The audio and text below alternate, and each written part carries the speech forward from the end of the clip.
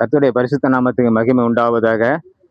இப்போ ஒரு வசனம் கேட்போம். சங்கீதம் வாசிக்க கேட்போம். 91. இந்த வசனம் எல்லாருக்கும் பிரயோஜனமான வார்த்தை.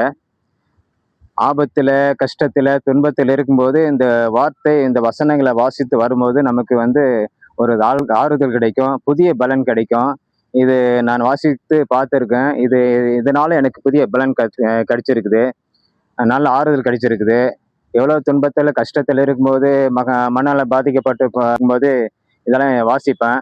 அப்போ எனக்கு ஒரு ஆறுதலா இருக்கும். இப்போது வாசிக்க கேட்போம். சங்கீதம் 91.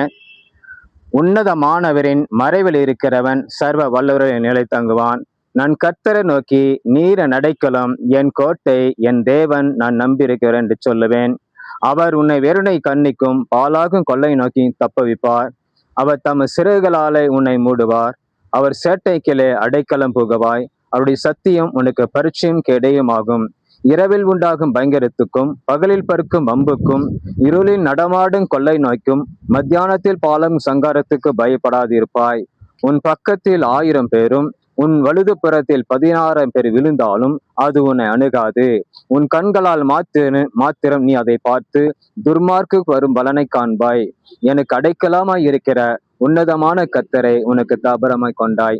ஆகையால் பொல்லாப்பு உனக்கு நேரிடாது, வாதை உன் கோடரத்தை அணுகாது. உன் வழிகளெல்லாம் உன்னை காக்கும்படி உனக்காக தம்முடைய தூதருக்கு கட்டளையிடுவார். உன் பாதம் கல்லில் இடராத படிக்கு அவர்கள் உன்னை தங்கள் கையில் ஏந்தி கொண்டு போவார்கள். சிங்கத்தின் மேலும் வீரும் பாம்பு மேலும் நடந்து பாலசிங்கத்தின் வலுச பிரதத்தை மிதித்து போடுவாய். அவன் என்னிடத்தில் வாஞ்சை இருக்கிறபடியால் அவனை விடுவிப்பேன். என் நாமத்தை அவன் அறிந்திருக்கிறபடியால் அவனை உயர்ந்த அடைக்கலத்தில் வைப்பேன். அவன் என்னை நோக்கி கூப்பிடுவான், நான் அவனுக்கு மறு உத்தரவு அருள் செய்வேன். ஆபத்தில் நானே அவனோடு இருந்து அவனை தப்புவித்து அவனை கனப்படுத்துவேன். நீடித்த நாட்களை அவனை திருப்தியாக்கி என் ரட்சிப்பை அவனுக்கு காண்பிப்பேன். அல்லேலூயா. இதை வாசித்து பாருங்க, நமக்கு பிரயோஜனமா இருக்கும், ஆறுதல் கிடைக்கும், சமாதானம் கிடைக்கும். இதை வாசிக்கும் போது ஆண்டவர் நமக்கு புது பலன் தருகிறார். அல்லேலூயா. கர்த்தருடைய நாமத்துக்கே மகிமை உண்டாவதாக. ஆமென்.